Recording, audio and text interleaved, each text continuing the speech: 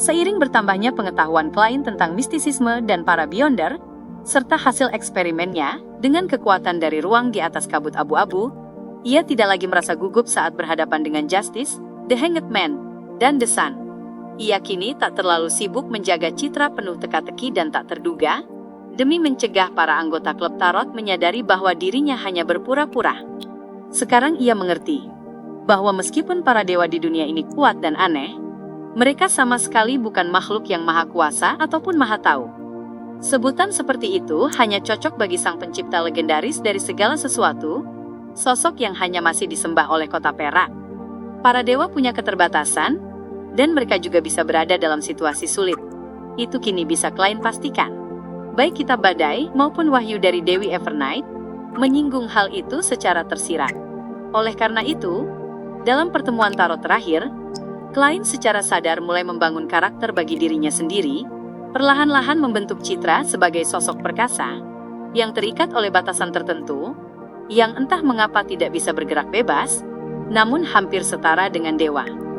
Dengan cara ini, bahkan jika ia sesekali menunjukkan ketidaktahuannya tentang sesuatu atau meminta bantuan, hal itu tidak akan membangkitkan kecurigaan para anggota klub tarot.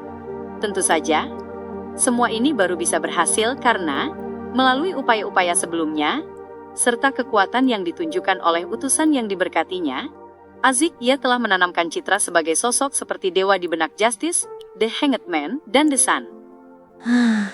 Semoga saja pembangunan citra ini berhasil.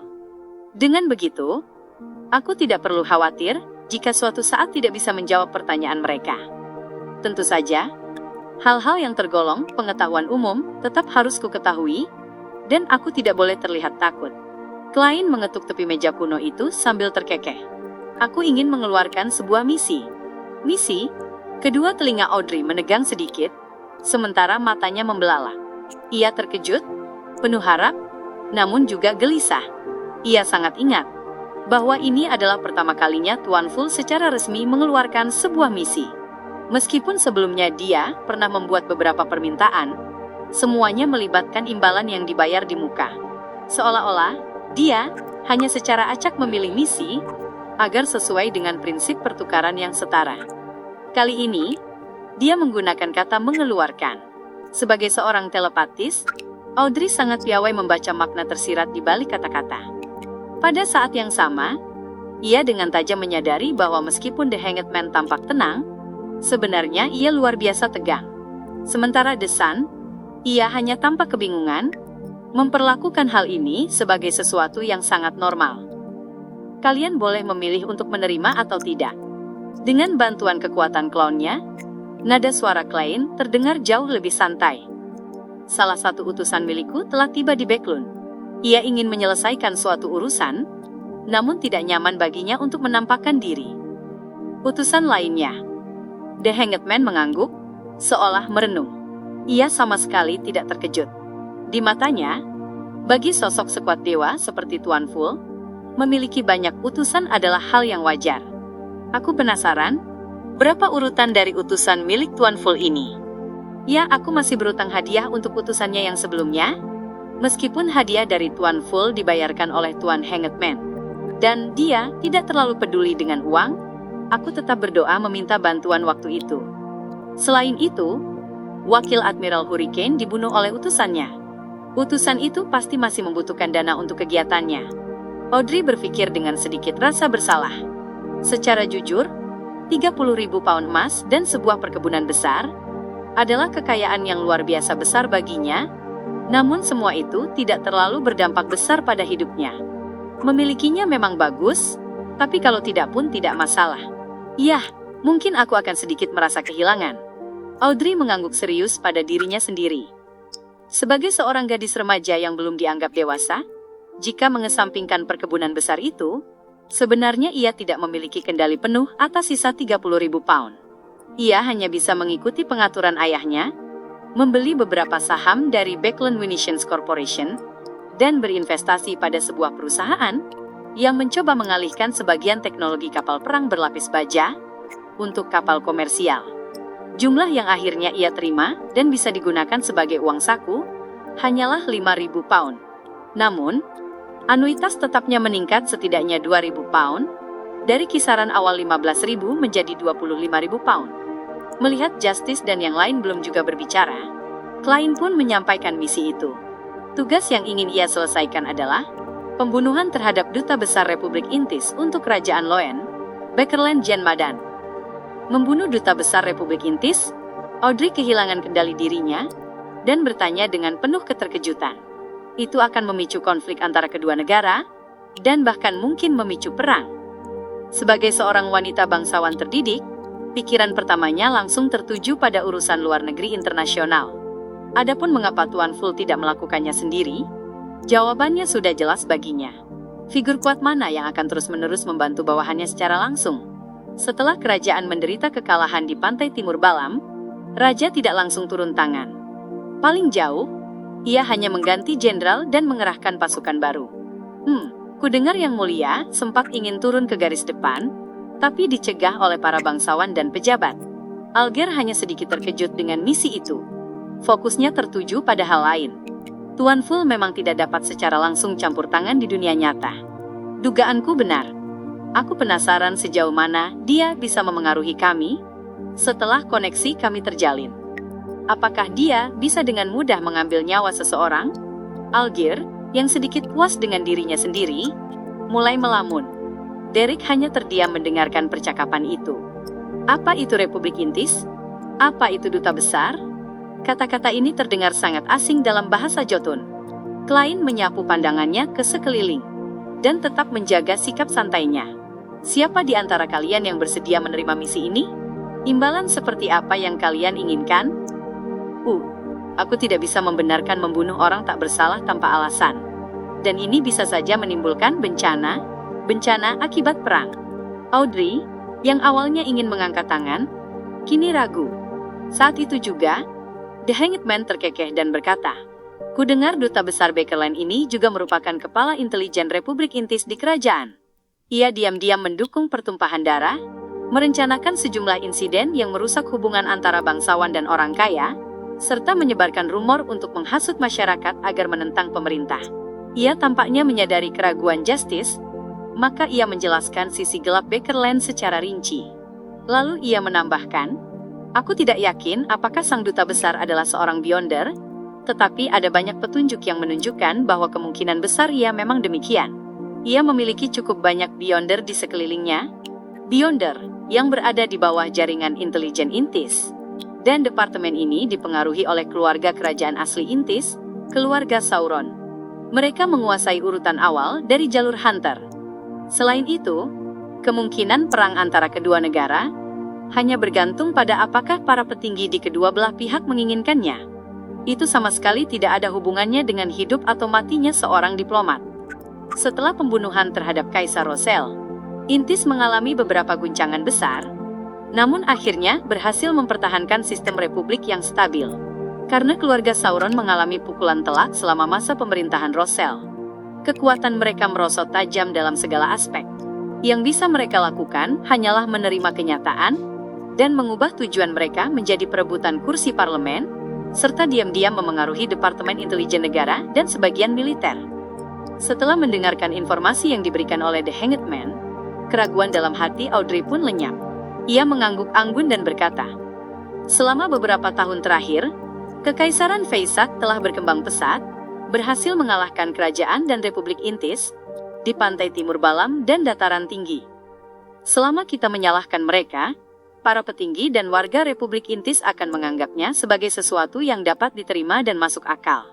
Audrey memang tidak terlalu paham tentang politik, tetapi karena ayahnya adalah anggota parlemen di House of Lords, ia tetap mengetahui beberapa hal, baik menyalahkan pihak lain, atau mengalihkan fokus ke masalah internal kerajaan.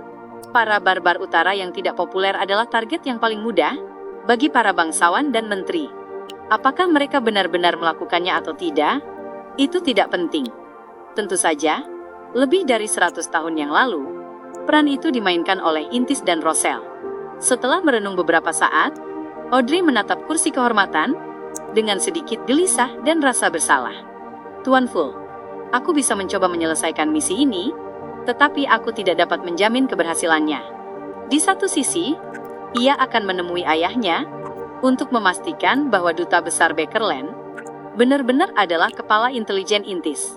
Di sisi lain, ia juga tidak berniat melakukannya sendiri. Sebagai spektator maupun telepatis, keduanya tidak mahir dalam pertempuran. Yang bisa ia lakukan hanyalah mengumpulkan sebanyak mungkin informasi tentang Duta Besar Bakerland dari kalangan atas, dan kemudian menyerahkan tugas itu kepada orang lain. Yah, aku bisa meminta Sio dan Force untuk meminta bantuan Tuan A, atau mencari tuan rumah dari lingkaran Beyonder lainnya. Aku tidak boleh terungkap. Semuanya harus tetap rahasia, dan mungkin ada agen intelijen intis yang menyusup ke lingkaran itu. Aku tidak tahu berapa banyak uang yang harus kubayar, tapi 5.000 pound mungkin tidak akan cukup. Audrey sudah mulai memikirkan rencana lanjutan. Klein tidak menggantungkan harapannya pada urutan 8, Nona Justice, untuk menyelesaikan misi itu. Ia mengangguk dan berkata, "Imbalan apa yang kau inginkan?"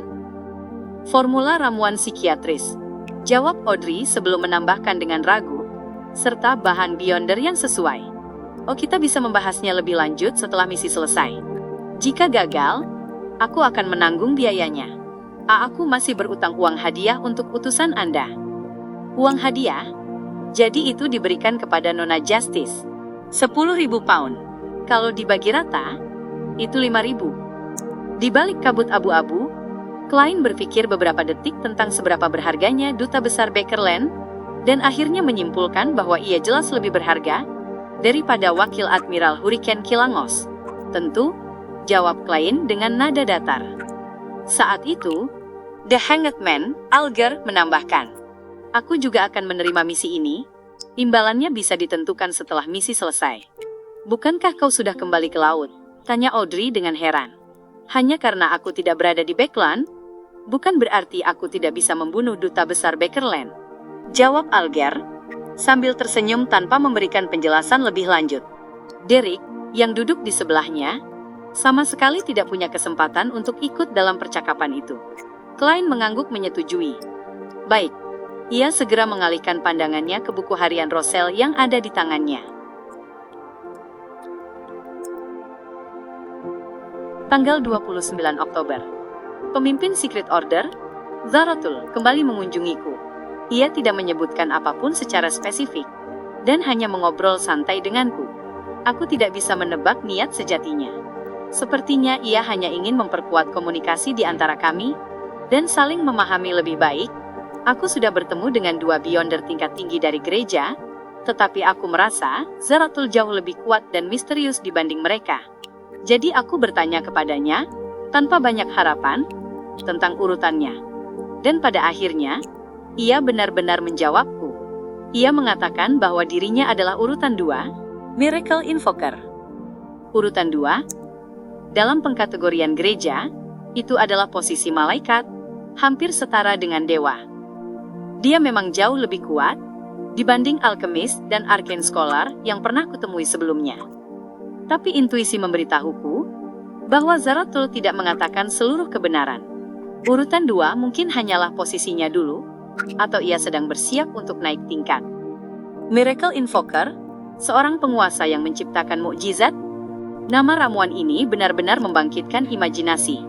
Ini adalah urutan 2 yang setara dengan Seer, seorang Miracle Invoker yang mengendalikan takdir. Aku mencoba menyelidiki, apakah kata mukjizat itu merujuk pada mukjizat takdir. Bahwa jalur Seer adalah jalur yang perlahan memahami dan menguasai takdir untuk mengendalikannya. Zarathul mengabaikan pertanyaan pertamaku. Ia berkata bahwa takdir hanyalah salah satu bagian dari jalur Seer, bahkan bukan fokus utamanya. Jalur yang benar-benar merepresentasikan takdir adalah monster. Ia menyebutkan beberapa contoh, yang semuanya adalah nama ramuan dari jalur monster. Urutan 7 Lucky, urutan 5 Winner, urutan 2 Soothsayer, dan urutan 1 Snake of Mercury, yang juga dikenal sebagai Snake of Fate. Ini adalah urutan 1 pertama yang kuketahui. Rasanya seperti tamparan keras di wajahku. Sejauh yang kuketahui, jalur monster seharusnya dikendalikan oleh Life School of Thought. Kelompok ini tampaknya juga memiliki sebagian dari jalur ramuan apotekari. Mereka membagi dunia ke dalam 3 kategori besar. Dunia rasionalitas mutlak, dunia roh, dan dunia materi. Ya, cukup keren.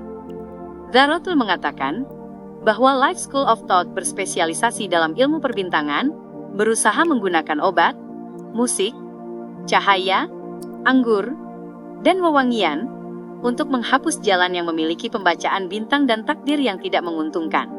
Mereka percaya bahwa bencana dan penyakit disebabkan oleh hilangnya keseimbangan antara manusia dan alam, serta antara manusia dan pikirannya sendiri.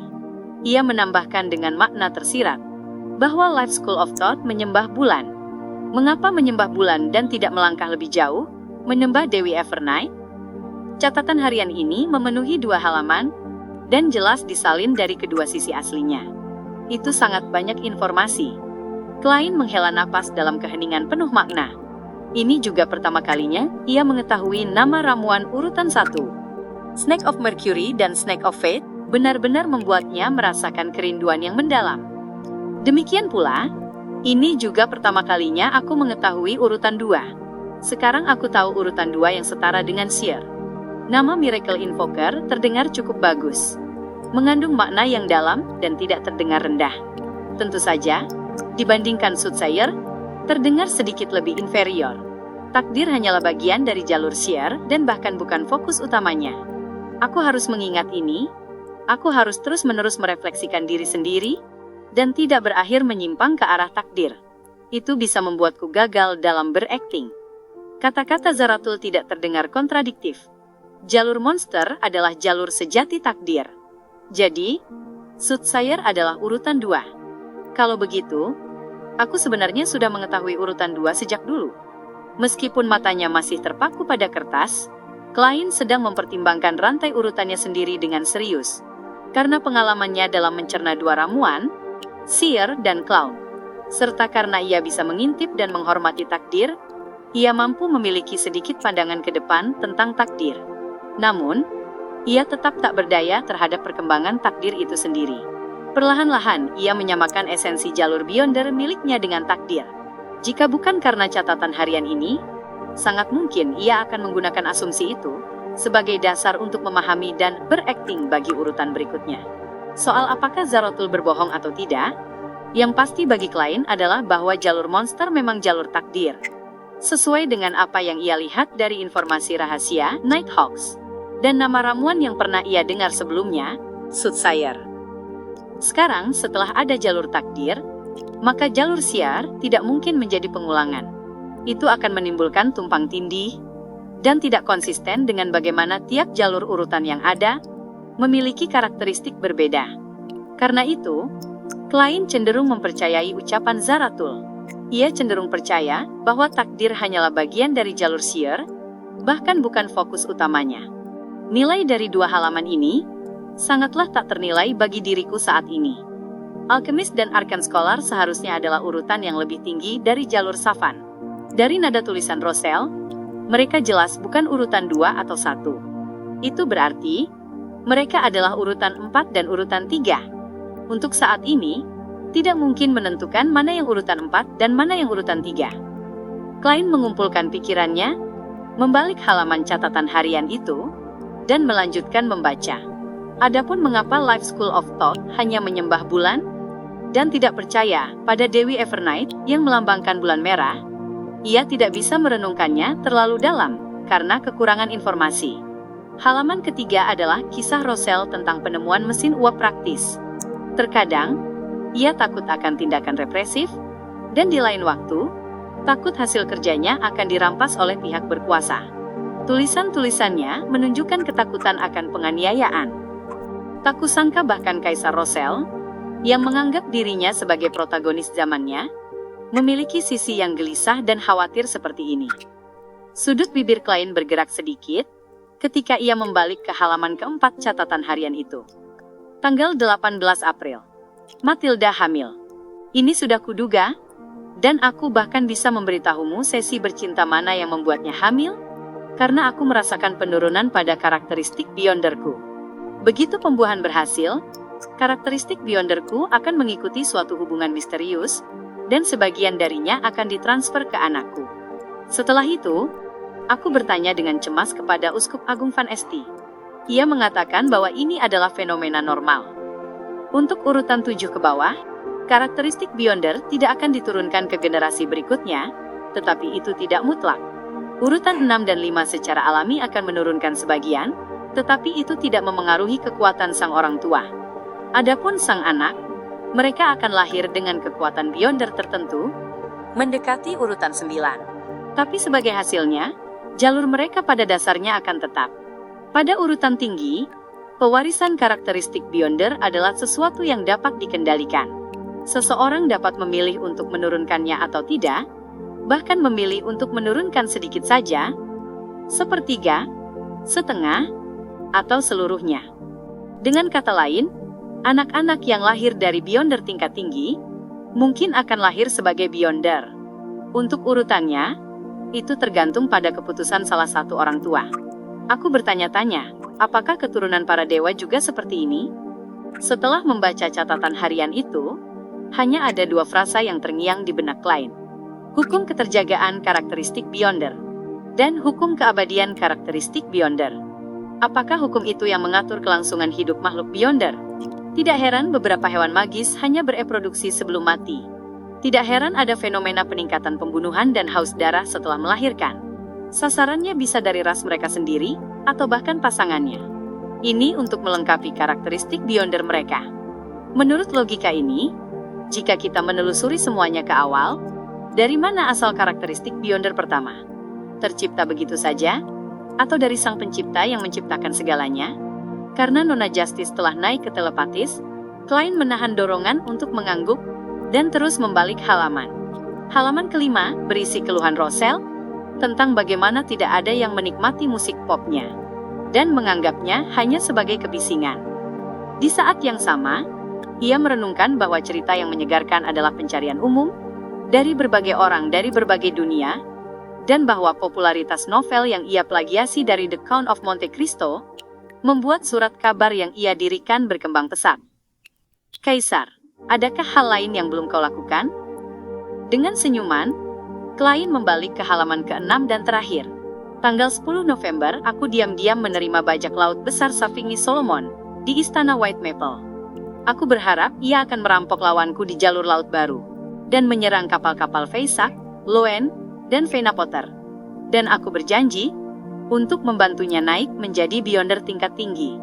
Jalur Beyonder Black Emperor memiliki nama-nama yang aneh, seperti jalur Demones, Corruption, Confusion, The Fallen, Disorder. Namun, untuk menyesuaikannya dengan Black Emperor, mereka menambahkan akhiran sendiri, Baron of Corruption, Mentor of Disorder, Earl of the Fallen, dan Prince of Abolition. Untuk membuat Savigny hidup sesuai dengan namanya, aku memutuskan untuk diam-diam memberinya gelar Earl of the Court. Savigny memiliki seorang anak bernama Nas Solomon, dan intuisiku mengatakan bahwa ia akan mendominasi 5 laut di masa depan. Nas Solomon, Raja 5 Lautan Nas yang mengaku sebagai keturunan Kekaisaran Solomon. Tak kusangka ia sudah lahir pada masa Rosel. Klein tertegun, karena Rosel menyebutkan istilah jalur laut baru. Klein dengan mudah menentukan tahun yang dimaksud. Jalur laut baru ditemukan dan benua selatan ditemukan pada tahun 1194, dan Rosel dibunuh pada tahun 1198. Catatan harian ini hanya bisa ditulis di antara kedua tahun itu. Itu berarti kira-kira 151 hingga 155 tahun yang lalu. Jika Nas, Raja 5 Laut, adalah Nas Solomon yang disebutkan Rosel, maka usianya hampir 160 tahun. Apakah ini karena alasan lain? Atau memang Beyonder urutan tinggi memperoleh perpanjangan umur sejak awal? Pikir Klein dengan serius. Ia mengumpulkan pikirannya dan membuat catatan harian itu lenyap dari tangannya. Ia lalu menatap Justice dan berkata, "Sekarang kalian boleh berdagang atau saling bertukar informasi."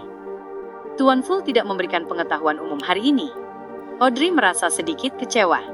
Ia mengalihkan pandangannya ke Sun dan berkata, "Bolehkah aku menukar informasi tentang naga darimu?" Ia masih ingat dengan jelas bahwa The Sun menyebut jalur spektator sebagai jalur naga, dan bahwa ia mengatakan jalur itu berasal dari ras naga.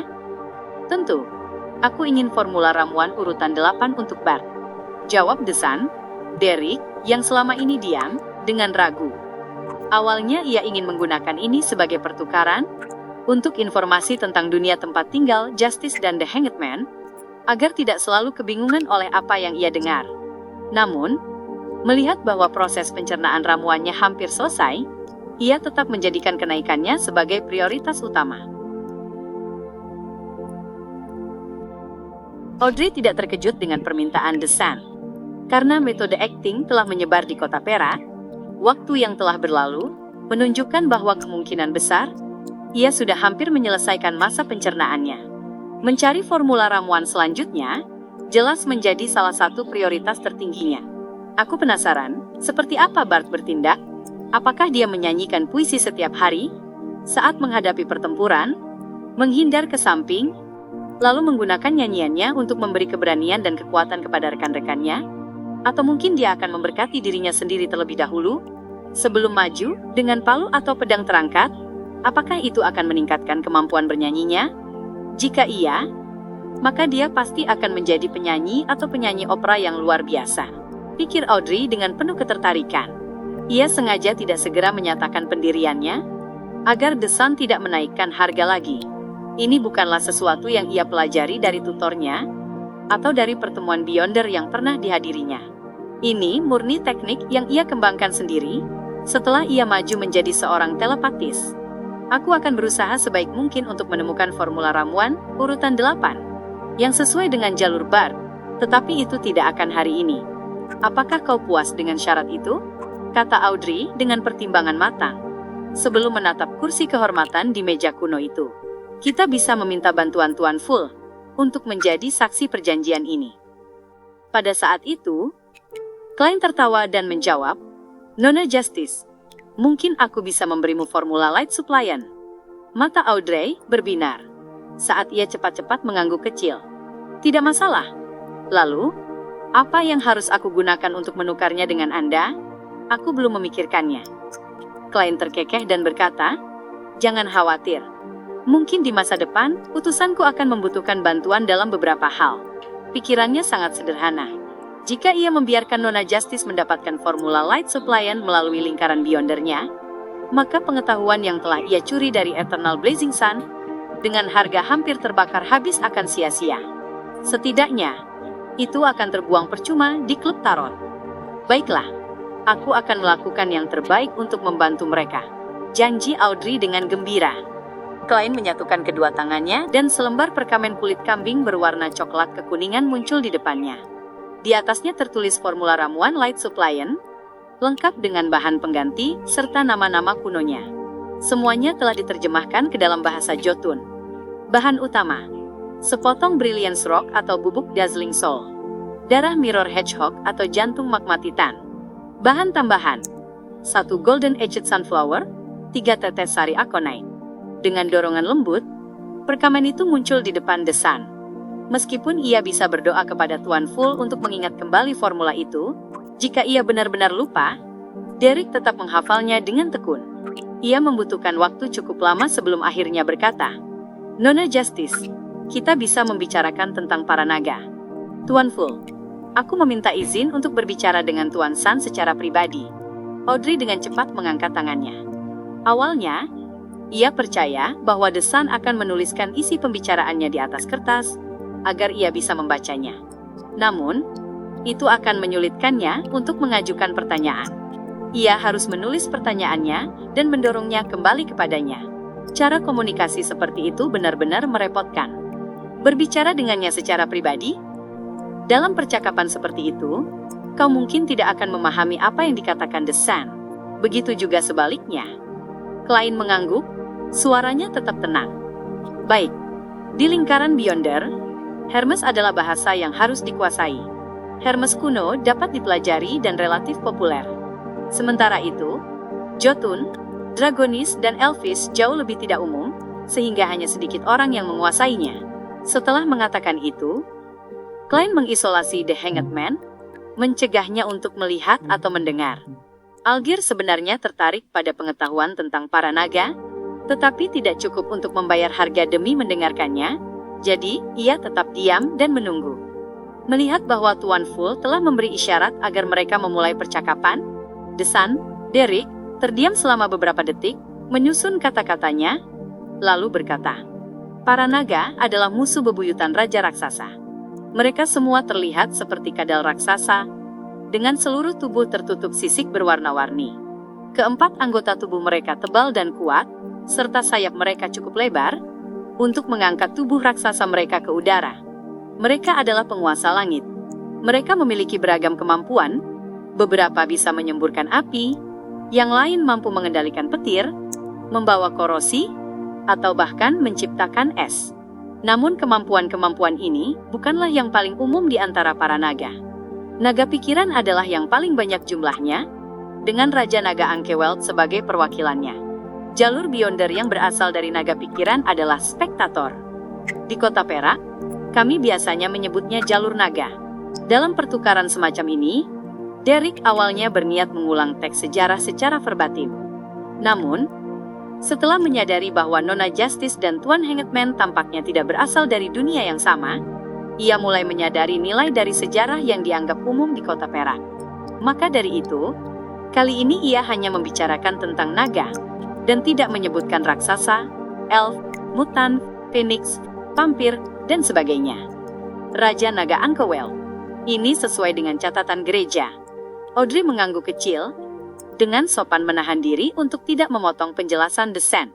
Derek mengingat isi bukunya dan berkata, "Dulu, naga yang paling kuat dan paling mengerikan adalah Raja Naga Ankheweld, juga dikenal sebagai naga imajinasi.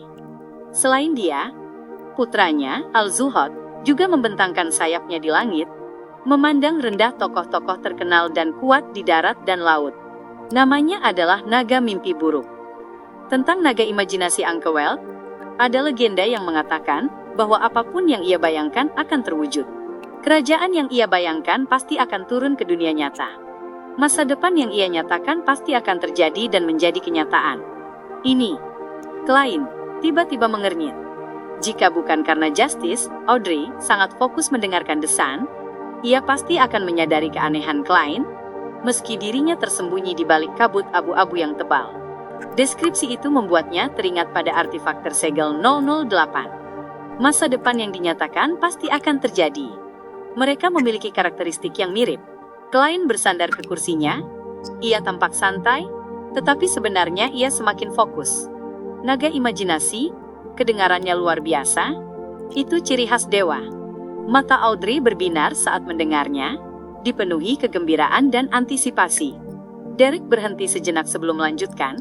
Putranya, Naga Mimpi Buruk Al-Zuhod, sama mengerikannya.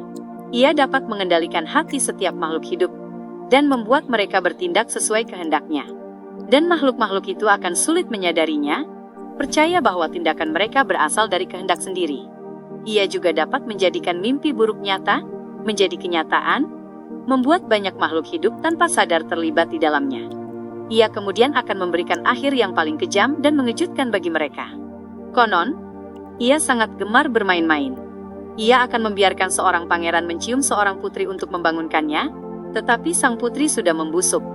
Ia akan membuat gadis biasa mengenakan sepatu dansa dan menari di depan pangeran, tetapi mereka akan mendapati diri mereka tak bisa berhenti menari sampai mati. Ia akan menciptakan segala macam kebetulan, dan mendorong takdir banyak makhluk menuju tragedi. Segala macam kebetulan, ini bahkan lebih mirip dengan 008. Tentu saja, aku tidak tahu banyak tentang artefak tersegel itu. Klein menahan diri untuk tidak mengusap dagunya, dan tetap terlihat seperti sumur tua yang tak tergoyahkan. Betapa kejinya naga itu. Namun, kemampuannya sangat menarik. Ujar Audrey, separuh menghela napas, separuh bersemangat. Apakah ini masa depan dari jalur spektator? Tidak. Aku harus menyebutnya jalur naga. Aku tidak ingin beralih ke urutan lain. Audrey berharap ia bisa segera menjadi urutan 7, psikiatris, dan melanjutkan kemajuannya dengan cepat. Descent, Derek, menjawab dengan tulus. Sudah 2 hingga 3.000 tahun, sejak sejarah naga dan raja raksasa. Semua yang aku ketahui berasal dari buku teks dan legenda, jadi tidak ada jaminan akan keasliannya. Setidaknya, sejarah kalian tetap utuh. Audrey sedang dalam suasana hati yang baik. Lalu, sang pencipta terbangun, dan naga imajinasi, naga mimpi buruk, serta naga-naga terkenal lainnya jatuh dari langit, kehilangan segalanya, termasuk nyawa mereka. Hal itu menyebabkan tidak adanya sinar matahari selama 49 hari, memicu letusan gunung berapi yang tak terhitung jumlahnya, serta pasang surut yang menenggelamkan segalanya. Dan setelah para naga merosot, mereka hanya bisa bersembunyi di berbagai tempat berbahaya. Setelah itu, Raja Raksasa juga dihancurkan oleh Sang Pencipta, ujar Derek dengan nada berat. Ini berbeda dari sejarah yang kuketahui. Bukankah Lord of Storm, Eternal Blazing Sun, dan God of Knowledge and Wisdom yang memimpin umat manusia untuk mengalahkan para naga, raksasa, dan membunuh raja mereka? Audrey merasa bingung, seolah-olah waktu dan sejarah tidak selaras. Klein juga merasakan kebingungan, dan merasa bahwa sejarah sejati dipenuhi misteri, terutama karena itu berasal dari epok kedua, masa yang lebih kuno dari sejarah tertulis. Kebanyakan legenda yang tercatat dalam teks kuno gereja mungkin palsu, tetapi sejarah kota Perak juga tidak bisa sepenuhnya dipercaya. Seperti apa sejarah sebenarnya? Ia mengumpulkan pikirannya, tersenyum, dan bertanya, apakah pertukarannya sudah selesai? Itu saja yang aku tahu, jawab Derek dengan malu. Ia merasa bahwa informasi yang diberikannya tidak sebanding dengan nilai formula ramuan light supplyan. Audrey diam-diam menarik napas, sudut bibirnya melengkung ke atas. Aku sangat puas. Aku tahu arah masa depanku. Tambahnya dengan bahagia dalam hati. Setelah beberapa pertukaran lagi, Klein mengumumkan berakhirnya pertemuan klub tarot minggu itu. Setelah mengantar Nona Justice dan yang lainnya pergi, ia tidak berlama-lama lagi dan segera kembali ke kamarnya untuk mengurangi resiko ditemukan oleh orang lain. Di Empress Borough, di villa mewah milik Earl Hall, Audrey berjalan mondar-mandir dengan gembira, berencana memberi Susie beberapa camilan anjing sebagai hadiah. Saat itu juga, ia mendengar ketukan di pintu. Dari suara langkah kaki dan cara berjalan, ia tahu bahwa itu adalah pelayan pribadinya, Annie. Masuk. Audrey menatap cermin, merapikan rambutnya, dan meluruskan punggungnya. Annie masuk sambil membawa selembar kertas dan tersenyum. Nona, ada telegram untuk Anda dari benua selatan. Benua selatan? Alfred. Audrey tiba-tiba teringat kakak keduanya, mengambil kertas itu dengan gembira, dan memeriksanya dengan saksama. Itu memang dari kakak keduanya, Alfred Hall. Ia mengirim telegram dari pantai timur ke Kaisaran Balam, dan isinya berbunyi, aku telah menemukan rainbow salamander yang kau inginkan. 2 ekor semuanya, mohon tunggu pengirimannya. Tapi, aku tidak membutuhkannya lagi. Audrey tertegun, mengedipkan mata, lalu menoleh tajam ke arah Susie.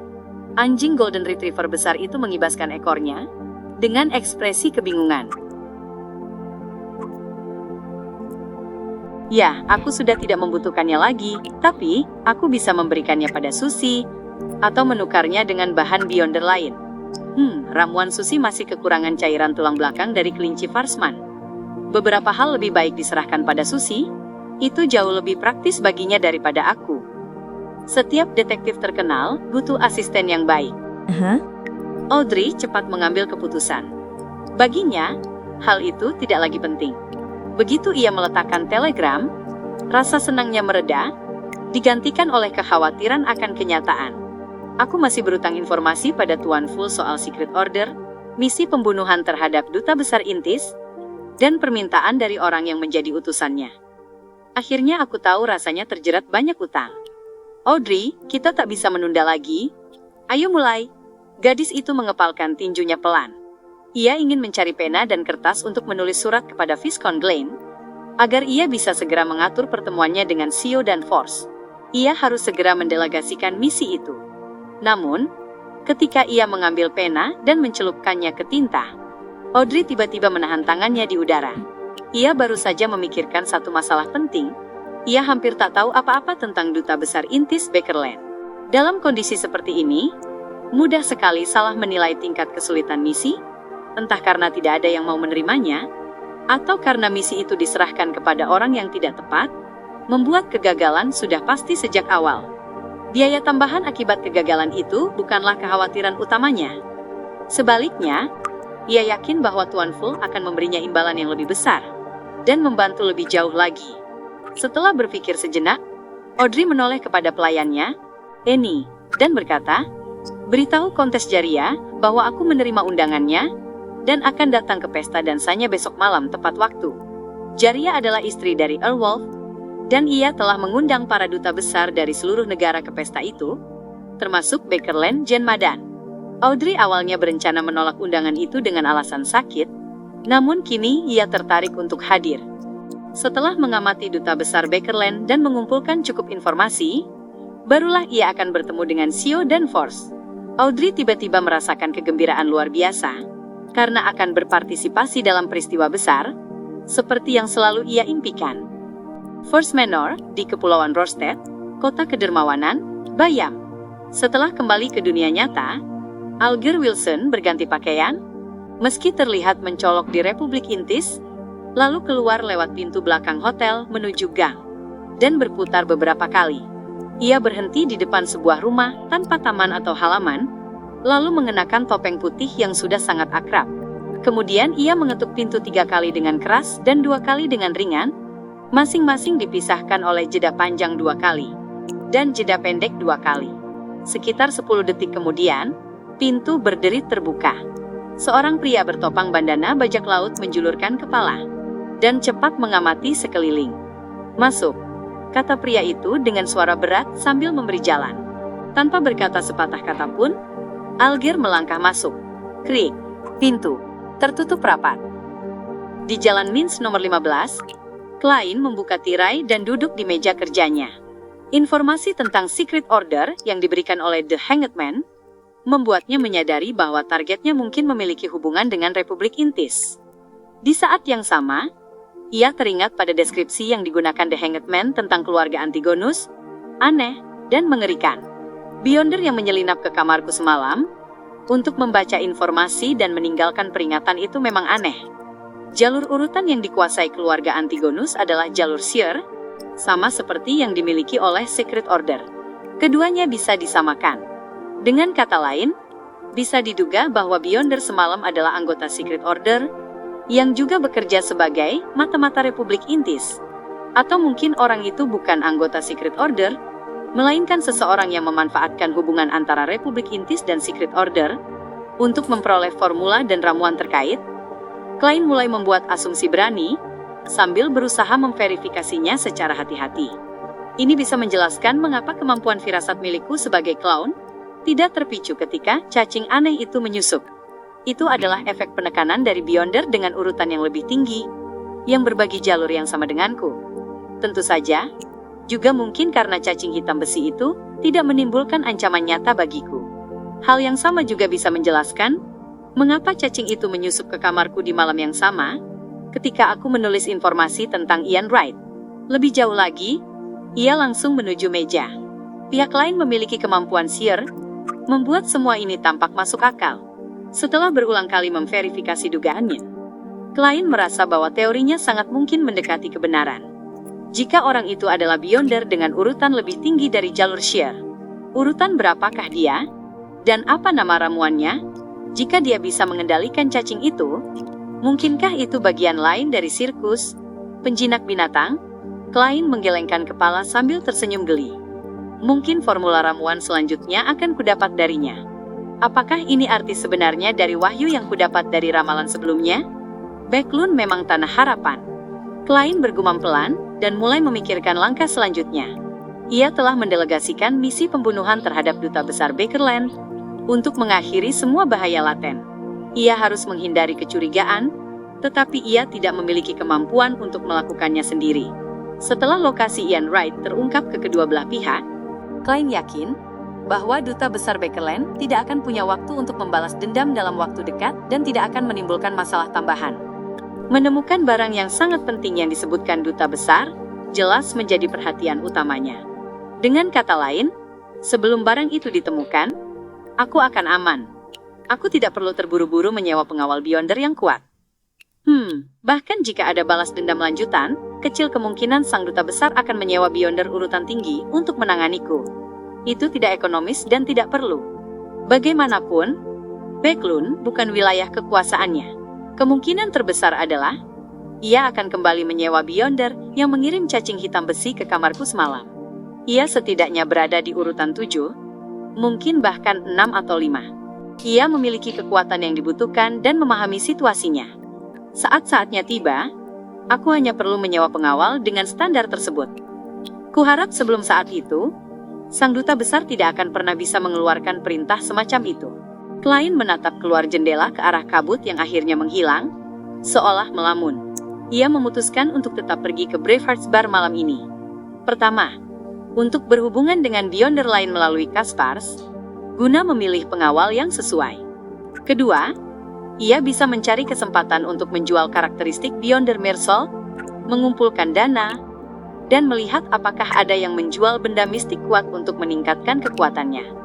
Itu adalah rencana yang tidak akan pernah basi. Setelah memastikan rencananya, Klein berpura-pura membaca koran dengan santai. Ia menunggu sampai langit gelap, sebelum perlahan berdiri dan membuat sup buntut tomat. Setelah makan dan minum dengan puas, ia menarik tirai kamar tidur seperti biasa, dan memutuskan untuk tidak membukanya malam itu.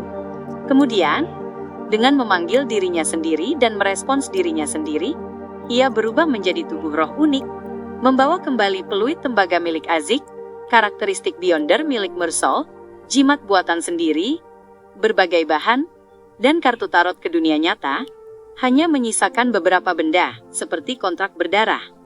Setelah melakukan semua itu, dan mengenakan perlengkapan yang sesuai, kekuatan Klein kembali ke puncaknya, dan ia sekali lagi menjadi setengah ahli dalam mistisisme. Ia merapikan kerahnya, mengambil topi dan tongkat, lalu meninggalkan jalan Minsk nomor 15. Iron Gate Street, di dalam Bravehearts Bar. Sebagai imbalan atas segelas bir, Klein menemukan Kaspars di ruang kartu, bermain Fighting Evil, sambil bertaruh pada petinju di luar. Hidupnya tampak sangat menyenangkan. Suasana yang familiar itu mengingatkan Klein pada pertemuan terakhirnya dengan Marik yang bermain kartu bersama lebih dari 10 zombie. Ia tiba-tiba merasa lega karena tidak membawa peluit tembaga milik Azik bersamanya. Kalau aku membawa peluit yang diberikan Tuan Azik, aku yakin selusin zombie milik Marik akan memberontak saat itu juga, dan menyambutku dengan hangat. Aku penasaran seperti apa ekspresinya nanti. Klein berdiri di dekat pintu, mengangguk pada Kaspars Kalinin untuk menunjukkan maksudnya. Kaspars menutup kartunya sambil mengumpat. Ia berdiri, berjalan ke arah pintu, dan berkata dengan suara rendah, "Aku akan membawamu ke tempat di mana orang-orangnya, meskipun tidak sekuat Marit, cukup tangguh. Soal apakah kau bisa membuat kesepakatan atau tidak, itu bukan urusanku. Tapi aku harus memperingatkanmu sebelumnya, jangan membuat mereka marah, atau kau mungkin tak akan melihat matahari lagi besok. Tentu saja, matahari memang jarang terlihat di Backlund setelah bulan September. Apa aku perlu membayarmu?" tanya Klein tulus. Kaspars mengangguk puas. 2 pound. Dengan uang sebanyak itu, aku bisa membeli satu revolver di toko senjata. Meskipun mereka memasang harga lebih dari 3 pound, biasanya bisa ditawar menjadi sekitar 2 pound. Klein mengeluh dalam hati, dan memberikan 2 lembar uang 1 pound. Kaspars menoleh ke rekan-rekannya untuk memberitahu bahwa ia akan pergi. Dengan langkah pincang, ia memimpin Klein menuju dapur bar, lalu keluar ke gang belakang, dan memutari sebuah rumah gelap. Ia mengeluarkan topeng besi yang hanya menutupi setengah wajah, menyerahkannya kepada Klein sambil terkekeh. "Anggap saja kau membeli ini seharga 2 pound. Dengan 2 pound, aku bisa membeli banyak hal lain." Klein mengenakan topeng besi itu, dan sengaja mengacak-acak rambutnya. Melihat ia sudah siap, Kaspars mengetuk pintu dengan pola tertentu. 7 atau 8 detik kemudian, sebuah papan kayu kecil di pintu tiba terbuka, menampakkan sepasang mata coklat di baliknya. Setelah meneliti cukup lama, pintu akhirnya terbuka di hadapan Klein. Seorang pria bertopeng besi berdiri di sana, dan menyerahkan jubah berkerudung kepada Klein. Ia berkata pada Kaspars dengan suara serak, "Lain kali, ingat untuk memberitahuku lebih awal. Kalau tidak..." Ia menutup pintu, berbalik, dan memimpin Klein melewati ruang tamu gelap, menuju ruang aktivitas di lantai pertama. Sebuah lilin menyala di atas meja kopi, menerangi ruangan dengan cahaya redup. Sekitar 10 orang duduk di sofa dan kursi di sekitar meja. Mereka semua mengenakan jubah berkerudung dan memakai topeng besi. Setelah mengenakan jubah panjangnya, Klein diam-diam mencari kursi di sudut dan duduk. Ia mendengar seorang pria berwajah bulat mengeluh. Belakangan ini, ada sekelompok binatang liar di selokan yang telah menggerogoti banyak tanaman obat milikku. Mereka sangat pintar dan bahkan tidak menyentuh yang beracun. Aku butuh seseorang untuk membantu membersihkan mereka. Kalian tahu, ini bukan keahlianku. Aku hanya ahli meracik obat dan menyembuhkan penyakit kalian. Pandai meracik obat, menyembuhkan penyakit, dan menanam cukup banyak tanaman obat di saluran pembuangan. Apakah dia seorang apoteker? Aku penasaran apakah dia anggota Life School of Thought atau penganut Mother Earth. Tentu saja, kemungkinan besar dia tidak terafiliasi dengan siapapun. Klein mendengarkan dengan saksama, namun tidak gegabah membuka mulut. Di kerajaan Loen, karena gereja Storm menolak Eternal Blazing Sun dan God of Knowledge and Wisdom, sementara gereja Evernight dan gereja God of War berselisih tanpa bisa didamaikan. Akibatnya, di antara agama-agama asing, hanya gereja Mother Earth yang memperoleh hak untuk berkhotbah, itu pun di bawah penekanan diam-diam dari 3 gereja besar tersebut.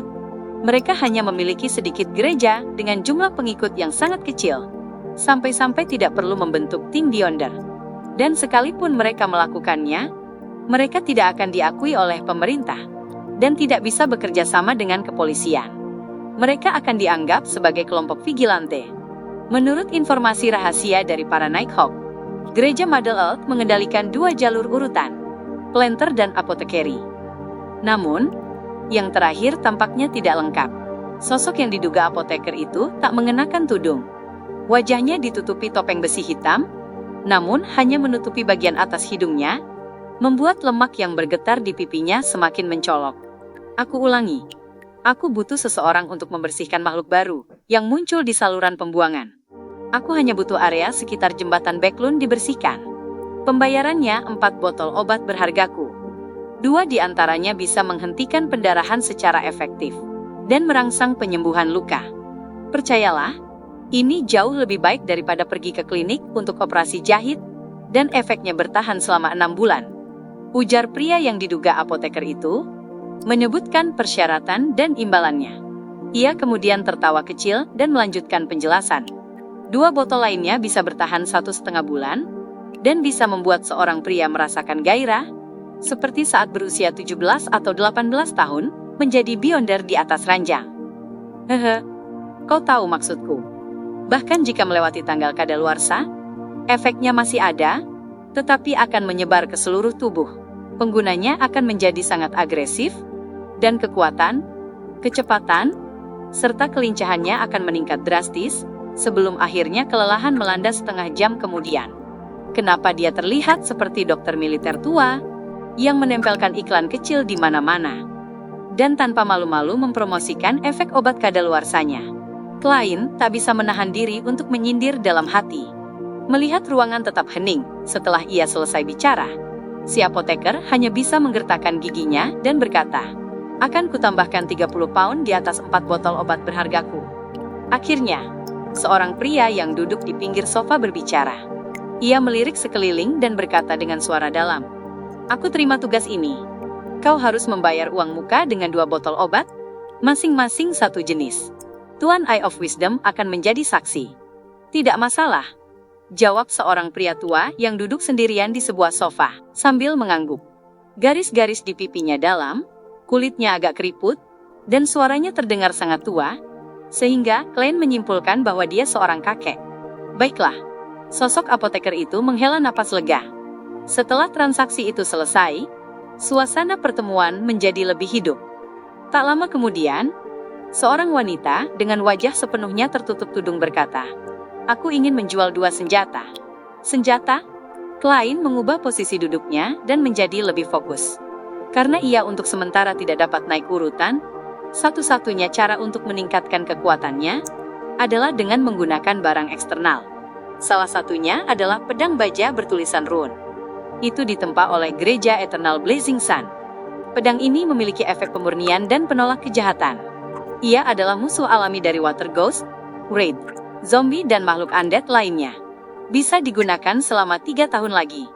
Tentu saja, ketajamannya cukup untuk membunuh. Suara wanita itu naik turun volumenya, jelas untuk menyamarkan ciri-cirinya. 500 pound atau ramuan urutan 8? Barbarian, dan itu akan menjadi milikmu. Mahal sekali. Tidak ada alasan bagiku untuk membelinya. Jika aku menghadapi undead yang tidak bisa kutangani saat ini, meniup peluit adalah solusi terbaik. Bahkan tanpa Tuan Ajik, utusan saja sudah cukup untuk menakut-nakuti banyak undead. Klein menggelengkan kepala dan mendengarkan penjelasan wanita itu tentang senjata kedua. Meat cleaver dengan struktur mekanis yang rumit. Bisa berubah bentuk, sehingga mudah dibawa. Ini senjata tempur yang dibuat oleh pengrajin hebat. Jarang ditemukan, dan harganya 25 pound. Memang ada perbedaan harga yang besar antara senjata dengan efek Beyonder dan yang tanpa efek. Klein mengamati dari pinggir, sampai pedang baja itu dibeli oleh pria muram di sudut lain, sementara Meat Cleaver menjadi bagian dari koleksi Tuan Eye of Wisdom. Beberapa transaksi berikutnya ada yang berhasil dan ada yang gagal. Satu-satunya hal yang menggoda Klein adalah sebuah fortune accessory. Sebuah item Beyonder yang bisa meningkatkan keberuntungan seseorang selama 3 bulan. Namun, itu bukan tujuannya hari ini, dan harganya juga tidak terlalu menarik. Melihat suasana kembali sunyi, ia menghela napas perlahan dan berkata dengan suara teredam, "Aku ingin menjual sesuatu." Setelah menarik perhatian semua orang, ia mengeluarkan kotak cerutu besi, dan mengeluarkan karakteristik Beyonder berwarna merah seperti jelly. Tanpa perlu merangkai kata-kata, ia memperkenalkannya dengan penjelasan yang telah ia siapkan sebelumnya. Ini sesuatu yang kudapat dari mayat. Aku tidak yakin apa gunanya, hanya saja aku merasa ini sangat ajaib. Mungkin salah satu dari kalian tahu apa ini? Klein sengaja tidak menyebutkan bahwa itu adalah karakteristik Beyonder, juga tidak mengatakan bahwa jelly merah di tangannya bisa menggantikan bahan utama ramuan hunter. Ini menyangkut hukum keterjagaan karakteristik Beyonder, dan ia tidak ingin para anggota pertemuan ini diuntungkan oleh pengetahuan itu. Selain itu, Klein bermaksud menyelidiki apakah ada seseorang di sana yang mengetahui hukum keterjagaan karakteristik Beyonder. Orang seperti itu pasti lebih kuat dari yang lain, atau mungkin memiliki latar belakang kuat, membuatnya cocok dijadikan pengawal. Pada saat yang sama, ia terus menyamar sebagai orang biasa yang tidak tahu banyak tentang dunia Beyonder.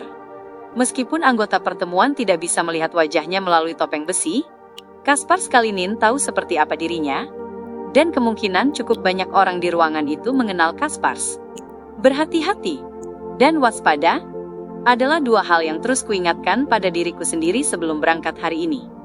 Tatapan memeriksa benda merah di tangannya, namun Klein bukanlah seorang spektator, dan tidak bisa menebak apa arti tatapan-tatapan itu. Setelah lebih dari 10 detik, tidak ada yang berbicara. Ruangan itu sunyi seperti kuburan. Pada saat itu, pria tua yang duduk di sofa, Tuan Eye of Wisdom, batuk dan berkata, "Aku punya gambaran kasar tentang apa itu, dan apa fungsinya. Tapi pengetahuan perlu ditukar dengan sesuatu. Aku akan membayar 400 pound. Percayalah, itu harga yang sangat adil. Tentu saja, kau punya hak untuk menolak. Bahan utama ramuan urutan 9 sekitar 150 hingga 200 pound. 2 dibutuhkan, totalnya sekitar 400 pound.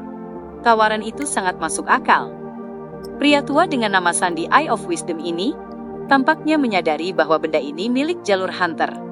Dia bahkan tak perlu melakukan ramalan untuk mengenalinya seketika. Apakah dia urutan 7 dari jalur urutan appraiser? Klein berpikir sejenak dan berkata, "Sepakat. Namun, Tuan, Anda tak perlu terburu-buru membayar. Aku masih punya satu permintaan." "Permintaan apa?" tanya Eye of Wisdom dengan suara tua. Klein berpikir sejenak dan berkata, "Begini, aku menyinggung seseorang. Menurut istilah kalian, dia mungkin urutan 6, atau mungkin 5. Aku ingin menyewa seorang pengawal. Urutan 6, mungkin urutan 5, kenapa kau tidak mati saja diam-diam? Kalau kami mencapai level itu, kami tak akan menghadiri pertemuan kecil seperti ini." Si apoteker mencibir dengan nada terkejut.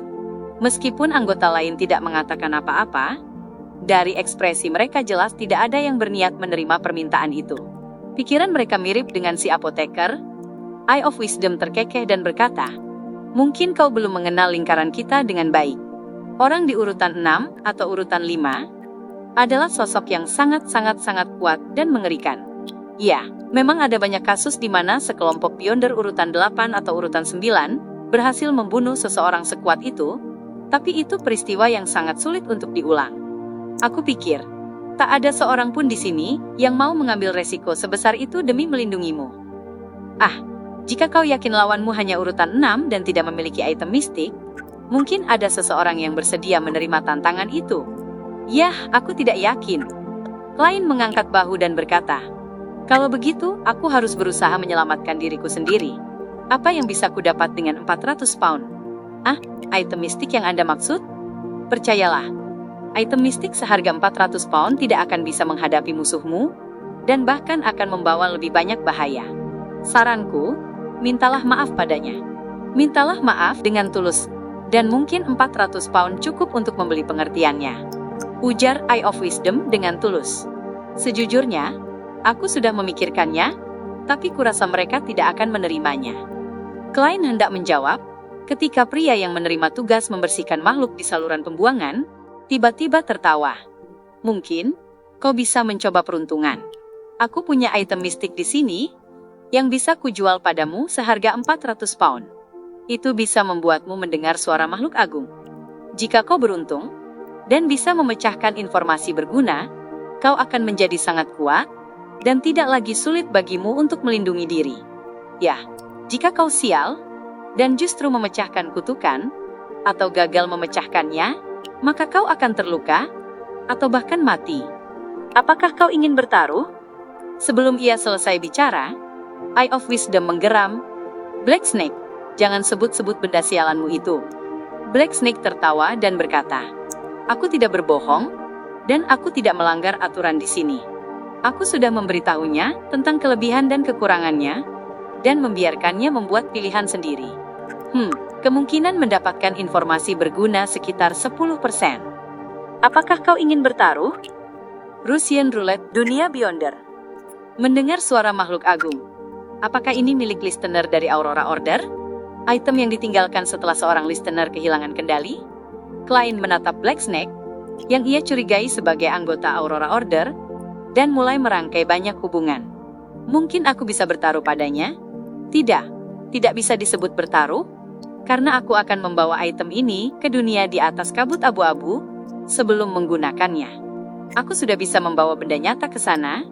Dengan begitu, aku bisa menghindari sebagian besar bahaya.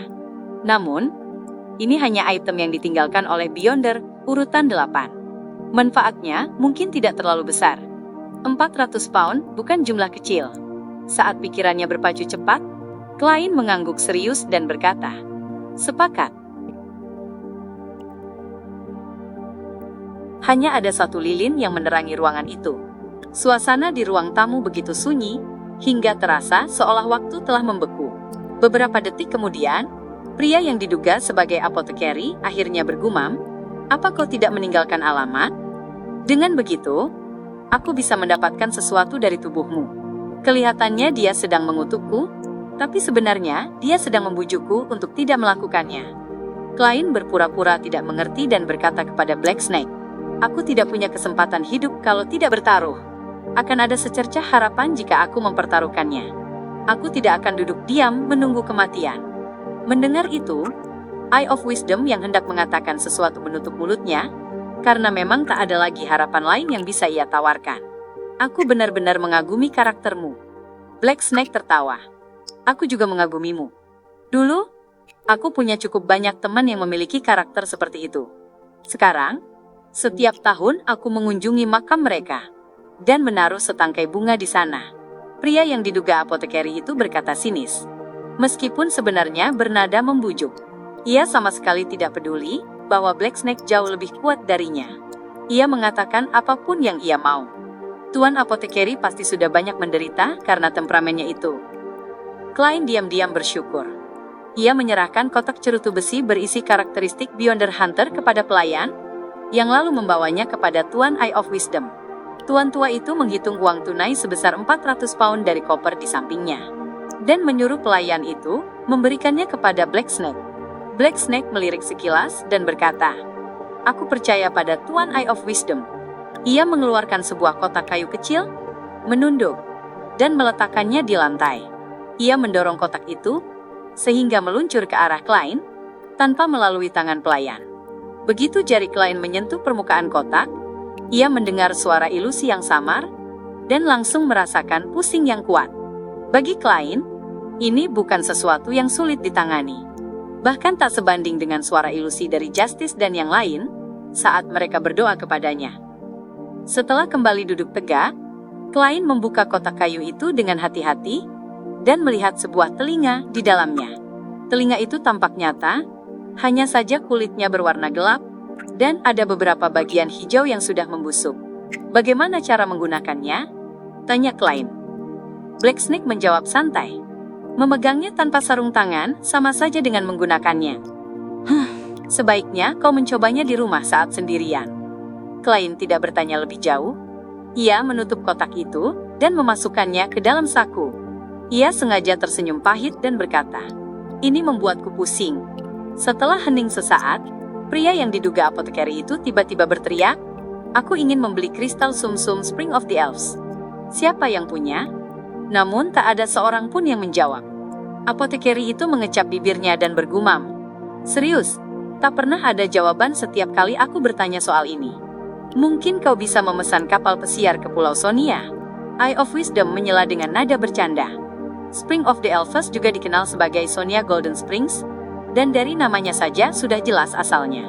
Spring of the Elves merupakan cairan yang umum ditemui dan mengandung spiritualitas yang tinggi. Namun, kristal sumsumnya merupakan bahan beyonder dan tidak mudah diperoleh. Setelah itu, ada beberapa transaksi gagal dalam pertemuan tersebut. Eye of Wisdom menepuk tangannya dan berkata, "Mari kita akhiri sampai di sini hari ini. Sesuai kebiasaan, kita keluar satu persatu, masing-masing dipisahkan 3 menit. Keluar satu persatu, masing-masing dipisahkan 3 menit. Ini agar para anggota gathering tidak diikuti dan dirampok." Saat Klein menerima isyarat dari Eye of Wisdom, ia berdiri dan dipandu oleh pelayan untuk keluar dari ruang aktivitas menuju pintu keluar. Ia melepas jubah bertudungnya dan mengembalikannya kepada pelayan, sebelum menyusuri jalan yang ia ingat kembali ke pintu belakang Braveheart's Bar. Ia lalu melepas topeng besinya dan berjalan melewati dapur, melihat Kaspars berdiri di luar ruang kartu, di tengah gonggongan anjing dan keramaian orang-orang. "Aku senang kau bisa kembali." Orang tua berhidung merah itu menghela napas lega, luka-luka parah di wajahnya tampak bergetar. Klein mencondongkan tubuh dan bertanya dengan suara rendah, "Apakah akan ada pertemuan seperti ini lagi? Kelihatannya kau tidak mendapatkan apa yang kau inginkan." "Demi Lord of Storm, aku rasa kau tidak seharusnya terus membuang waktumu." Kaspars memeriksa pelanggan yang ia khawatirkan itu. "Mungkin butuh beberapa hari. Aku tidak tahu detailnya. Kita lihat saja apakah kau bisa mengejarnya tepat waktu." Klein mengangguk dan bertanya, "Apakah Marik ada di sini? Kau masih ingin membujuknya?" "Tidak, itu hanya akan membuatnya marah." Kaspars memperingatkan dengan suara berat. "Ia ada di ruang kartu di belakangmu." "Tidak, aku tidak berniat membujuknya. Aku justru ingin menjauh sejauh mungkin darinya, agar zombie-zombinya tidak memberontak." Klein meraba peluit tembaga milik Azik di sakunya. "Aku mengerti." Ia segera meninggalkan Braveheart's Bar, pergi ke apartemen satu kamar di East Borough untuk menenangkan diri, sebelum kembali ke Jalan Minsk. Di dalam ruang kartu, Marik telah memasang seluruh taruhannya, dan dengan percaya diri membalikkan kartunya. Ia memiliki 3 king dan sepasang 9, sementara zombie di depannya memiliki sepasang 6 dan 1 8. Tiba-tiba, zombie itu mengungkapkan kartu tersembunyinya. Sepasang 6, putaran ini dimenangkannya dengan 4 6. Marik yang pucat duduk terpaku, dan segera merasakan semua zombie di sekitarnya menatapnya dingin. Beberapa menit kemudian, ia keluar dari ruang kartu dengan langkah gontai, dan hampir roboh di depan pintu, sementara para bawahannya yang biasanya menemaninya tergeletak di lantai. "Jangan biarkan siapapun masuk sebelum fajar," perintah Marik dengan suara serak, sambil memandang Kaspars yang tertegun. Ia mengeluarkan sapu tangan putih dan mengusap sudut mulutnya. Sapu tangan itu dengan cepat berubah menjadi warna biru tua dengan sedikit merah. Setelah menerima pengakuan Kaspars, Marik mencari kursi untuk duduk dan meminta 1 tong bir Southfield. Ia menatap kosong sambil meminumnya. Di Jalan Mins nomor 15, Klein mengikuti rutinitasnya seperti biasa. Mencuci diri dan kembali ke kamarnya sebelum menarik tirai. Setelah menunggu lebih dari 10 menit dan memastikan tak ada jejak spiritualitas di sekitarnya, ia mulai memanggil dirinya sendiri. Ia menanggapi panggilan itu dan membawa kotak kayu berisi telinga hitam ke ruang misterius di atas kabut abu-abu. Bintang-bintang merah ilusi tidak berkelap-kelip ketika Klein duduk di kursi kehormatan di meja panjang kuno itu dan membuka kotak kayu. Kali ini, ia tidak mendengar bisikan apapun atau merasa pusing. Kabut abu-abu yang tak berujung itu tampak mengisolasi semua suara dari luar. Klein menghela napas lega. Ia kini jauh lebih percaya diri terhadap percobaan yang akan dilakukannya, dan lebih yakin akan keselamatannya sendiri. Dengan satu pikiran, ia memblokir pendengarannya sendiri, dan melakukan beberapa percobaan untuk mengonfirmasi efeknya. Benar, Klein mengangguk puas, lalu meraih telinga hitam yang menunjukkan tanda-tanda pembusukan. Ia merasakan dingin dan licinnya benda itu, tetapi tidak mendengar suara makhluk agung, seperti yang digambarkan oleh Black Snake. Terlalu terisolasi, ini tidak akan berhasil. Mustahil menggunakannya sendirian. Gumam Klein bingung, memikirkan metode lain untuk merangsang efeknya. Setelah belasan detik, ia memunculkan pena dan kertas. Berniat meniru proses yang pernah ia lakukan saat mengintip Eternal Blazing Sun sebelumnya. Kali itu, aku langsung menatap Eternal Blazing Sun menggunakan darah ilahi. Kali ini, aku hanya menggunakan sisa-sisa peninggalan seorang listener, jadi pasti tidak akan terlalu berbahaya. Klein menulis pernyataan ramalan tanpa ragu. Asal mula benda ini. Ia menarik napas, memegang telinga hitam itu, dan bersandar sambil melafalkan pernyataan ramalan. Setelah mengulanginya 7 kali, pandangannya menjadi gelap dan ia tertidur lelap. Dalam dunia abu-abu yang kabur dan terpecah itu, Klein melihat seorang pria berguling-guling kesakitan di tanah. Ia berteriak, matanya melotot, tubuhnya membengkak seperti balon, dan rambutnya tumbuh hitam serta panjang. Tak lama kemudian, suara yang sangat jahat dan najis terdengar di telinga Klein, membangunkannya seketika.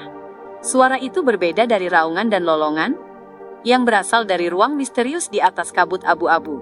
Suara ini lebih menusuk, lebih terarah, dan lebih aktif. Klein menutup telinganya dan mencoba mengisolasi dampaknya, tetapi suara yang sama terus bergema di kepalanya. Ia melihat pembuluh darah dan uratnya menonjol, seolah berubah menjadi ular berbisa yang tebal dan menggeliat. Bam! Pembuluh darahnya pecah, urat-uratnya terlepas dari tubuhnya, menyebar menjadi tentakel licin penuh pola jahat. Kabut abu-abu sedikit bergoyang, membuat istana raksasa itu tampak seperti akan terkikis. Berbeda dengan insiden saat menghadapi Eternal Blazing Sun, Klein masih mempertahankan kewarasannya dan tidak berguling di lantai. Ia menggenggam pegangan kursi erat-erat dan menahan rasa sakit. Setelah beberapa detik, kabut abu-abu yang sempat bergoyang kembali tenang, dan suara jahat yang bergema di kepalanya benar-benar menghilang. Satu persatu tentakel itu jatuh ke tanah, dan luka-lukanya mulai sembuh dengan cepat. Berinteraksi dengan para dewa benar-benar berbahaya, apapun metodenya. Untungnya, kali ini aku tidak berhadapan langsung dengan True Creator. Kalau tidak, aku pasti akan memiliki sisa-sisa kegilaan dan tanda-tanda kehilangan kendali, bahkan tubuhku di dunia nyata akan terpengaruh. Klein bersandar lemas di kursinya dan menertawakan dirinya sendiri dalam hati. Proses ini memang sudah ia perkirakan dan tidak keluar dari kendalinya. Satu-satunya hal yang mengejutkannya adalah bahwa True Creator tampaknya sedikit lebih kuat daripada Eternal Blazing Sun. Tepat saat pikirannya mulai mengembara, ia melihat telinga hitam di telapak tangannya tiba-tiba hancur, berubah menjadi bintik-bintik cahaya hitam kecil. Apakah ini telah menjadi karakteristik Beyonder murni? Di tengah kebingungannya, ia melihat dari sudut matanya bahwa tentakel berpola jahat itu masih berkedut di tanah. Mereka adalah aspek kegilaan dan kehilangan kendali yang telah terpisah dari tubuhnya.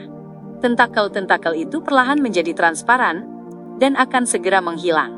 Kilasan pemikiran muncul di benak Klein. Ia menaburkan bintik-bintik cahaya hitam kecil di telapak tangannya ke arah tentakel-tentakel licin itu.